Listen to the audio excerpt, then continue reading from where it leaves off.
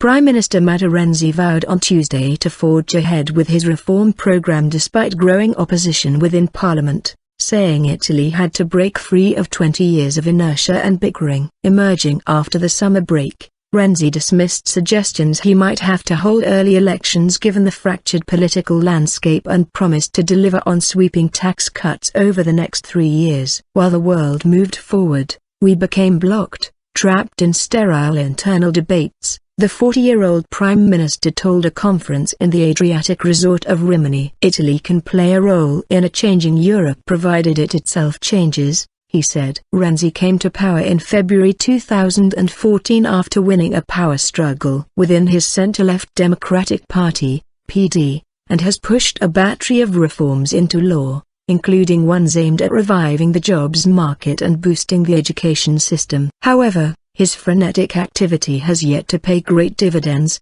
with a long-awaited economic recovery already losing steam, and his own approval rating down some 35 percentage points this past year. Later on Tuesday, Renzi was met by protests when he visited the city of L'Aquila in the central Italian region of Abruzzo. The small groups of demonstrators, protesting against government policies and delays in the reconstruction of the city after a 2009 earthquake, held up anti-government banners, clashed with police and chanted "Renzi, get out of Abruzzo." The premier also faces an increasingly tough time trying to cobble together a viable majority in the splintered upper house Senate, meaning his ambitious constitutional reform package, designed to make it easier for governments to rule, could yet fall apart this autumn.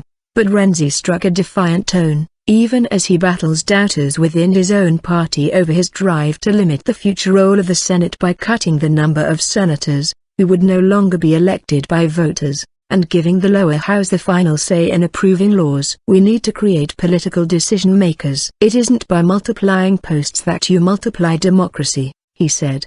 He also dismissed critics, who have questioned where he will find some €35 billion, $40 billion, needed to cover a raft of recently announced tax cuts from 2016 to 2018, saying taxes were exaggerated and had to come down to enable Italian firms to compete against their European peers. Successive Italian governments have repeatedly tried, and largely failed, to shake up the country's hidebound bureaucracy and revitalize an economy that has not grown since 2000.